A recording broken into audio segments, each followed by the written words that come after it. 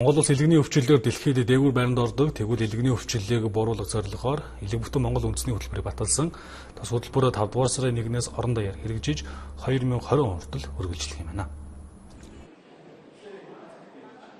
Хөтөлбөрийн хүрээнд хепатитын вирусын халдварын талаарх иргэдийн мэдлэгийг дээшлүүлэх, зан үйл хандлагыг өөрчлөх, өөрийгөө болон гэр бүлийнхнээ халдвараас хамгаалах мэдлэг даатгалтай болгох, архаг халдвартай хүнийг илрүүлж эмчлэх, элэгний хадуурал хорт хавдрыг эрт үед нь оршлох, эмчлэх, халдвар дамжих замыг тасан зогсоох зэрэг ажлуудыг хийхээр тусгажээ. Монголын эрүүл мэндийн салбарт ялангуяа одоо элэгний цэ вирусыг өвчсөн иргэдийн маань амьдрах чадвар, за мөн одоо эмчилгээний зардал эрт илрүүлгийнхаа үедээ хэрэгжих ийм нөхцөл боломж бүрдэж байгаа.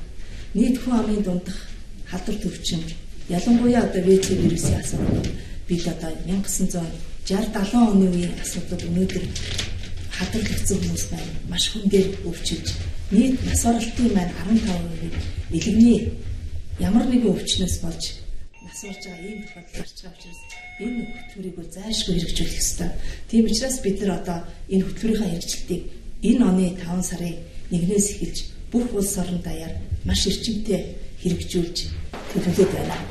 Тус хөтөлбөрийг хэрэгжүүлэхэд шаардлагатай нийт 226 тэрбум гаруй төгрөгийн 24%-ыг улсын төсвөөс, 68%-ыг нь эрүүл мэндийн даатгалын сангаас, 8%-ыг нь бусад их үүсвэрээс гаргахаар тооцоолжээ.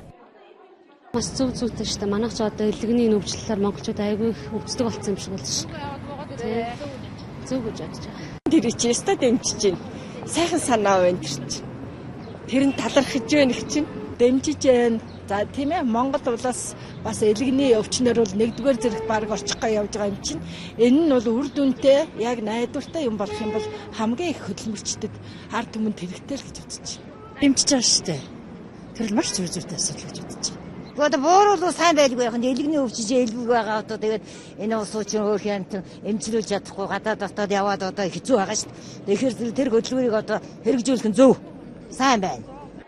Сүүлийн 10 жилд элэгний хорт хавдар нас баралтын тэргүүлэх шалтгаан болж нийт нас баралтын 15% эзэлж байна. Өөрөөр хэлбэл элэгний өмнө хадуурлын улмаас манай улсад жилд дунджаар 2600 хүн нас орж байгаа нь дэлхийн дунджаас 6 дахин их гэсэн үг юм. Дэлхийн эрүүл мэндийн байгууллагатай хамтарч хийсэн судалгаанаас үзвэл манай улсад хепатитын B, C вирусын архаг халдвартай 400 мянга гаруй иргэн байна.